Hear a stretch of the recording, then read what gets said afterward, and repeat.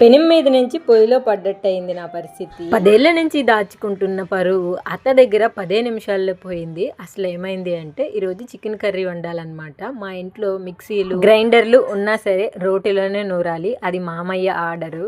సర్లే కానీ 10 ఏళ్ళుగా దాచుకుంటున్న పరువు ఎందుకు పోయిందో చెప్పు అంటారా? మా అత్త దగ్గర పోపు డబ్బాలన్నీ స్టీల్ డబ్బాలన్నమాట. అందులో ఏముందో అన్నీ వెతుక్కొని చూసుకొని వేసుకోవాలి. అన్నీ ఒకేలాగా ఉంటాయి.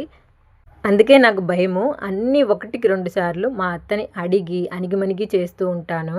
అలా కూరలో మసాలా అంతా వేసేసిన తర్వాత కూడా మా అత్తకైతే చూపించానన్నమాట. నోట్లో పెట్టుకొని సరిపోయింది అనింది. కాకపోతే ఎందుకు కూర చేదుగా ఉంది, నువ్వు ఆడేం చేసుకుంటావో ఏమో, నా కొడుకే నీకు చేసి పెడతాడా, ఇలా చేసావేంటి అనింది. అప్పుడు మా మామ వచ్చి, ఇడ్డూరానికి ఇరగబడద్దు, ఆ బిడ్డ 10 రోజులకు ఒకసారి వస్తుంది, ఎక్కడ ఏది ఉందో తెలియదు, అన్నీ నువ్వు ఇస్తేనే కదా కరెక్ట్గా చేసేది, అంతేకాదు నీ కొడుకు ఆఫీస్కి పోకుండా ఇంట్లో ఉండి వంట చేసి పెడతా ఉంటాడా, ఏం మాట్లాడుతున్నావు అన్నారనమాట.